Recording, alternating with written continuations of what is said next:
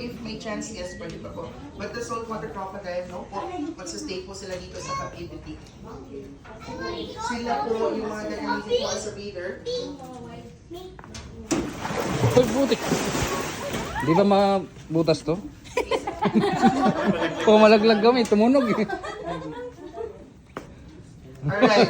And everyone, so this is the saltwater crocodiles or Indo-Pacific crocodiles. And Right. everyone, I just want to clarify, this kind of species of crocodiles are not considered as a Philippine crocodile. Again po, hindi po sila matatawag na Philippine crocodile because everyone, aside from the Philippines, saltwater crocodile can also found in other part of Southern Asia, like in Thailand, Malaysia, and also Indonesia, and also in Australia and India.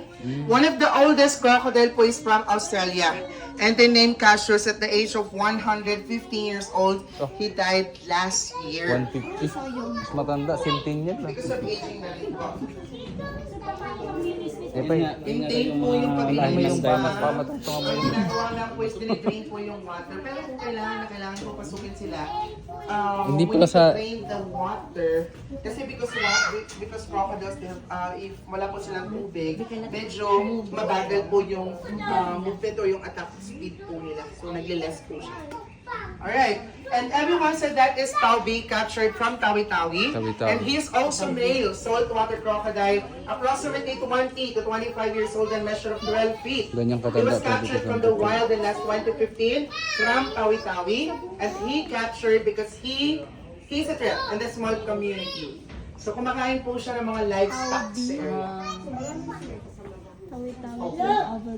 Last crocodile, everyone said that is Pinay.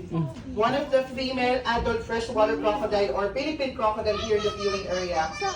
She is about 10 to 15 years old. 10 to 15? So everyone, that is the maximum size of the Philippine crocodile. Ah. So ganyan lang po sila kalaki. Hindi pala lumalaki ang Philippine. Kaya nga, hindi lumalaki. So everyone, so this is the end of our tiny tour. But if you have more time, and then if you want to see more animals, so you